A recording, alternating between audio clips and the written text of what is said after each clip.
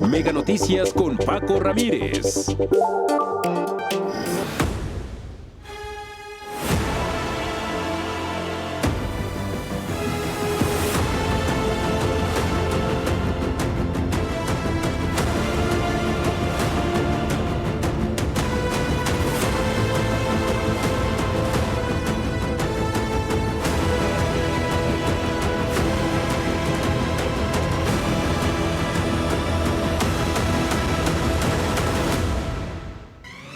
No podemos hablar ni pensar en el presupuesto sin dimensionar la deuda y su costo. Con el paso de los días, la realidad de la deuda se empieza a desnudar. El costo financiero, es decir, solo el pago de intereses, va a saltar de 3.8% este año a 4.1% del Producto Interno Bruto en 2026. El nivel más alto en décadas. Eso equivale, para que usted lo dimensione, a 1.6 billones de pesos, casi 15% de todo el gasto público destinado únicamente a intereses, dinero que no va a hospitales, escuelas o a seguridad. La presidenta puede culpar al pasado, incluso a la maldita deuda corrupta, pero debe mirar también al pasado inmediato y de cualquier forma, la deuda se tiene que pagar y con nuestros impuestos, con un país que no crece lo suficiente. Caray, ¿quién pone orden en la casa? Vámonos con los datos, las cifras del costo financiero de la deuda. Abel Martínez.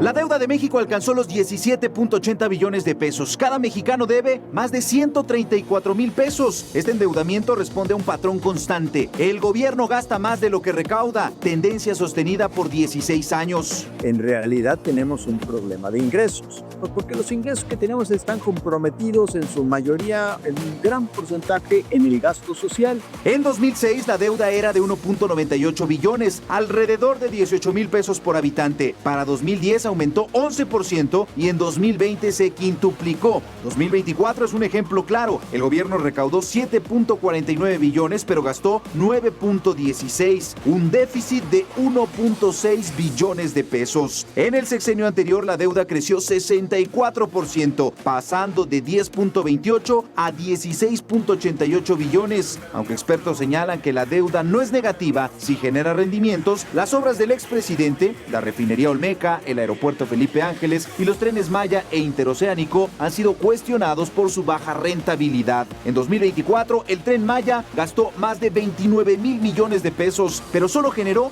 276 millones. Tú adquieres una deuda y lo que te va a generar es en un nivel menor, a una tasa menor de lo que tienes que pagar. Interés, pues es un mal negocio. Algunos economistas defienden el impacto social de estas inversiones y destacan que el país mantiene capacidad de pago gracias a una recaudación constante y que no debe haber preocupación. Que la deuda mexicana es muy bien vista en los mercados internacionales. No se espera que haya un problema de pago en algún momento. Más del 80% de la deuda es interna, financiada mediante bonos, lo que permite su refinanciamiento, es decir, emitir nueva deuda a corto y mediano plazo para cubrir vencimientos. Pero expertos advierten que aunque la deuda sea técnicamente manejable, carece de estrategia clara que garantice rentabilidad. Y lo más preocupante, cada año su mantenimiento cuesta más de 1 billón de pesos. Mega Noticias, Abel Martínez.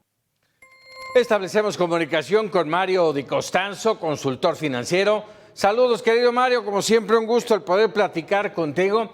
Ya con una propuesta de presupuesto, Mario, ¿qué significa para las finanzas públicas esto que escuchábamos? Que el costo financiero de la deuda suba de 3.8 este año a 4.1% del Producto Interno Bruto en 2026.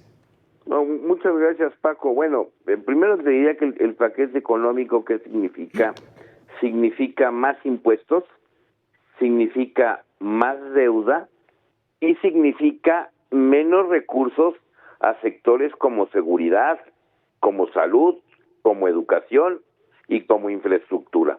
Esto es lo que significa. ¿Por qué estamos viviendo esto? Yo te diría por dos cosas básicas. La primera, porque gastamos mucho cuando no deberíamos de haber gastado, y además gastamos mucho en proyectos muy poco rentables, que esto es importante. Es tan grave la situación de la deuda, porque incluso yo no coincido con aquellos economistas que dicen que la deuda es manejable. No es cierto, la deuda no es manejable. La deuda representa los 55% del Producto Interno Bruto. Hay muchos defensores de la deuda que te dicen, sí, pero en Estados Unidos es del 100% del producto. Sí, nada más que si hoy estuviéramos en Timbuktu, pues lo que necesitaríamos y preguntáramos y trataríamos de comprar son dólares, no pesos, ¿no?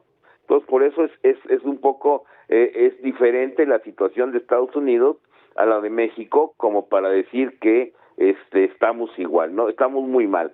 Y volviendo al ejemplo, en el 2026, México, de cada peso que tenga de ingreso, 18 centavos van a ser endeudamiento. O sea, casi el 20% de los ingresos van a ser productos de endeudamiento. Y el 15% o 15 centavos de cada peso que gasta el gobierno va a ser para pagar interés. Esa es, yo creo, una relación pues que nos debe de preocupar a todos. ¿Por qué? Pues porque ya no completamos nuestros ingresos, tenemos que endeudarnos y tenemos que endeudarnos más año con año. Así como tú lo... Déjame preguntarte esto, porque entender estos números de repente es complicado. A ver, de los casi 10 billones de pesos que tenemos proyectado para el presupuesto de 2026, una parte muy importante, el 4.1% o más, no miento, el 15% de ese dinero se va a ir para pagar impuestos. ¿Es correcto? Sí, a ver, de los 10 billones, los 10 billones que vamos a tener de ingresos, yo te diría 1.8 billones de esos 10 es correcto. Son prestados.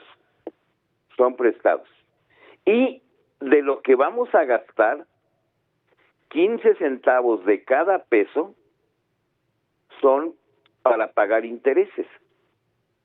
Entonces, va a aumentar de todas maneras nuestra deuda. Estamos pagando intereses, pero estamos pidiendo más préstamo. Ese es el punto. Estamos pidiendo mucho más de lo que estamos pagando. De hecho, en el 2018, cuando Peña dejó la presidencia, México tenía una deuda de 10.5 billones de pesos. Que no era menor. Para el cierre de 2026, estaríamos ya debiendo 20.25 billones. O sea, que en 7 años la deuda prácticamente se duplicó. Ahora, la deuda de Peña era acumulada, bueno, desde Lázaro Cárdenas o desde antes. O sea, imagínate todo este tiempo para acumular 10.5 billones y en 7 años la duplicamos. La pregunta es... Que ya en aquel entonces, Mario, ya era impagable. Llegó un momento en que nos ahorcaba. Bueno, sí, tú recordarás por ahí de las épocas de Salinas de Gortari, donde se tuvo que reestructurar la deuda externa. Y bueno, pues ejercía mucha presión. Pues ahora imagínate toda la presión que ejerce esa deuda, porque además pues ya es más de la mitad de lo que producimos. Otra manera de verlo es que de cada peso que se produce en el país se deben 54 centavos. Entonces, sí, ha sido un tremendo error de este gobierno y como tú dices, la deuda sigue subiendo, pero la gran pregunta es, ¿qué tenemos a cambio? Porque si tú me dijeras, nos endeudamos y tenemos las mejores carreteras del mundo o tenemos los mejores puentes o la infraestructura hidráulica ha crecido y han aumentado las zonas de riego, aprovechamos mejor el agua. No es cierto. Todo se fue, yo te diría, en una refinería que no refina, que costó 3 veces más de lo que se pensó, en un Tren Maya que no es rentable, que ni siquiera tiene la ocupación necesaria para funcionar, digamos, en equilibrio. Se nos fue en un aeropuerto que no ha podido sustituir una cosa que se sustituyó y que se canceló y que le hubiera dado al país más competitividad. Es decir, endeudarse en proyectos rentables que te generan mayor productividad en tu economía quizás no sería tan malo como lo que hemos hecho. Entonces, sí, las finanzas públicas están muy comprometidas y la mejor prueba es que el gobierno está subiendo impuestos precisamente porque ya no tiene dinero. Ningún impuesto es saludable, Paco. Los impuestos no son saludables porque le pegan en el bolsillo a las personas. Sí. Oye, sí. Y entonces estamos hablando de un país que está endeudado y que va a seguir en ese camino, pero que además no tiene crecimiento. Que ese es el otro problema. Si el país no tiene crecimiento, pues no van a crecer sus ingresos fiscales, porque además, en lugar de ganar, digamos, empleos y que esos empleos le generen impuestos al gobierno, no, el sector informal es el que está creciendo y el sector informal no paga impuestos, Entonces, precisamente, esto no ayuda a las finanzas públicas y por eso es que el gobierno, que había dicho que no iba a subir impuestos, ahora está buscando sacar dinero hasta debajo de las piedras. Un recordatorio rápido, ya le echó mano a las afores de los adultos mayores, ya le echó mano a las cuentas del Infonavit, ahorita están subiendo el impuesto al ahorro y está tan mañosamente redactado que si tú lees la página 73 de la Ley de Ingresos, pareciera que lo que van a gravar son los depósitos, no los intereses. Eso es muy grave. Claro. Y ahí sí les hago directamente un llamado desde tu programa a todos los diputados para que revisen esa redacción, porque esa redacción habla de que se va a retener el 0.90% del monto que genera los intereses. El monto de capital que genera los intereses son los depósitos y el 0.90 de los depósitos es grabarte casi el 1% de tu cuenta de depósito que te paga intereses. Y eso es precisamente porque el gobierno no tiene dinero y ya vio ahí que puede haber una veta y luego con una corte a modo, sí, claro. Pues yo no quiero pensar en lo que puede pasar. Por eso subieron el impuesto al refresco. ¿Crees que al gobierno le interesa que deje de tomarse refrescos? Pues claro que no, si van a recaudar 75 mil millones de pesos solamente con ese impuesto.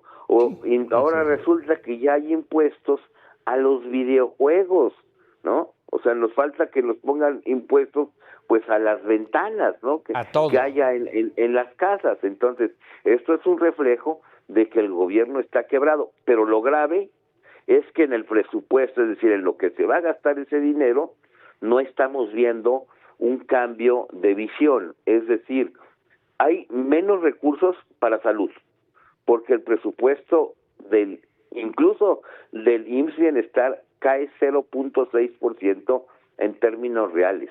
Lo mismo que el presupuesto de educación, de los centros de estudios, la UNAM, de seguridad. el POLI, seguridad, hay menos dinero, entonces quiere decir que lo están gastando en los mismos caprichos, en un Pemex que está perdiendo dinero y que debe muchísimo dinero también. Y que además todavía tenemos el sueño guajiro de que en 2027 ya no va a ser una carga, es lo que dicen. Pero bueno, Mario Di Costanzo, como siempre, un gusto el poder platicar contigo. Al contrario, Paco, muy buenas noches y un saludo a ti y a todo tu auditorio. Gracias.